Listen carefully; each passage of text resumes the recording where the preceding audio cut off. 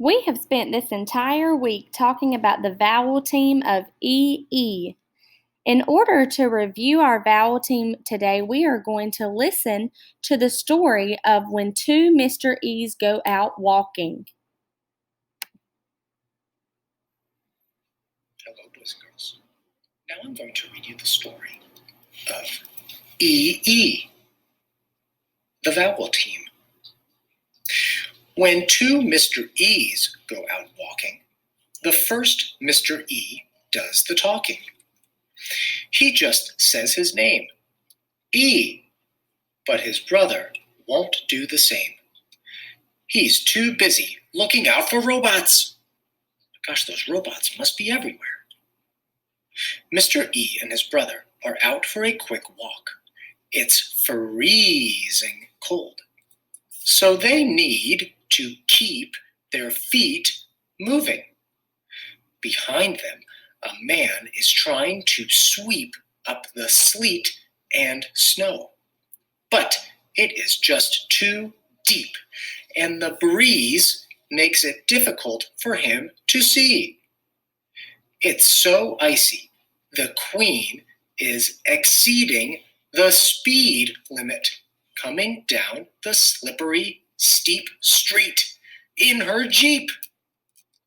She likes to come for coffee meetings here once a week. She's also often seen in the shops, sampling fine cheeses and buying sweets.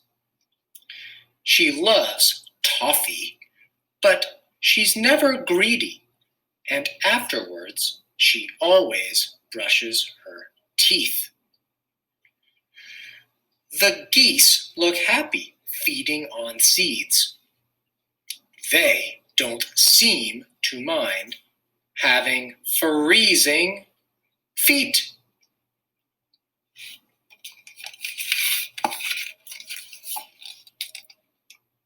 Can you see some of those items from the story that have the E sound?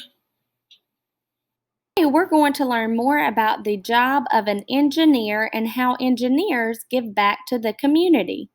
What I want you to do is to select 3 of the words from the EE word jar and create 3 sentences about the job of an engineer. So go ahead and pause the video and pick out 3 words that you want to use in your sentences to describe the job of an engineer.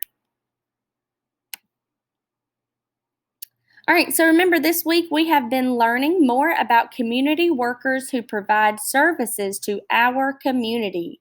Today we are going to learn about the role of an engineer, and we're going to learn about why we need engineers, why they are so important.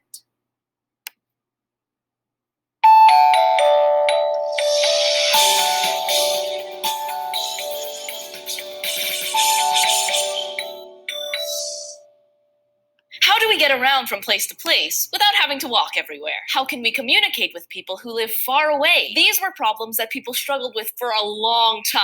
Until recently, before there were things like cars and phones and computers. And you know who solved those problems? Engineers. But do you know what an engineer is? The short answer is that an engineer is someone who wants to know how and why things work. Now, I want to know how and why things work, but does that make me an engineer? Not quite. Besides being naturally curious, an engineer is a person who designs and builds things, like machines or systems or structures that help solve a specific problem. There's more than just one type of engineer, too. But no matter what type of engineer someone is, they have to ask themselves 3 very important questions when they're working. Number 1. What is the problem that needs to be solved? And number 2, who has the problem that needs to be solved? And most importantly, number 3, why is this problem important to solve? Let's take a look at some examples. A really famous example of engineering is the Golden Gate Bridge in San Francisco, California. I mentioned that there are different kinds of engineers, and a civil engineer is someone who designs and constructs buildings, roads, and, bridges. For the person who designed the Golden Gate Bridge, what was the problem that they needed to solve? People couldn't travel in or out of San Francisco, which is surrounded on most sides by water, without a boat. Who had the problem? Residents of San Francisco mostly, but really anybody traveling in the area. And why was the problem important to solve? Well, you didn't want a whole bunch of San Francisco residents trapped in San Francisco forever, even if it is a super cool city. Plus, you wanted people outside of San Francisco to be able to travel to the city easily if they needed to. So the Golden Gate Bridge was engineered as a solution to this problem. In addition to civil engineers, there are also mechanical, electrical, chemical, computer, nuclear, and software engineers, and the list goes on. Let's talk about what some of the other types of engineers do. First up, electrical engineers. Electrical engineers study electricity. They design electrical systems like circuits and computer chips. Think of an electrical object that you use pretty regularly. How about your microwave? What problem was the microwave a solution to?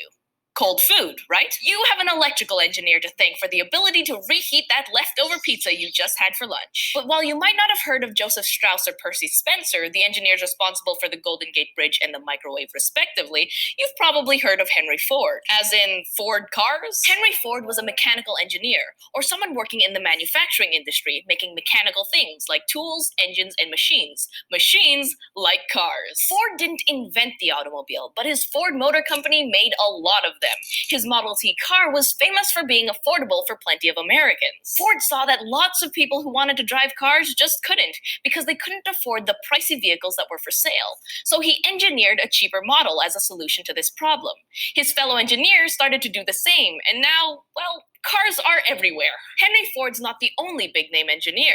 A famous engineer around today is Marissa Mayer. Mayer is the president of the internet company Yahoo and is also a software engineer. Software engineers work on computers and other products that use software to write programs to make them faster and able to do more things.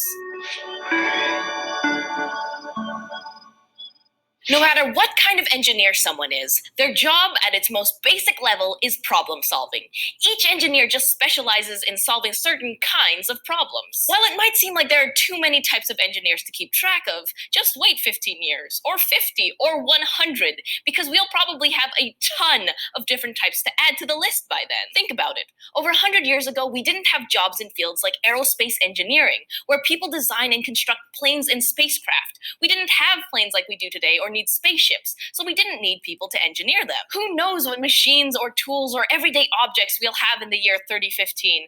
Personally, I'm hoping for underwater cities. But whatever these things are, we'll need engineers to make them. So what do you say? Who wants to be an engineer?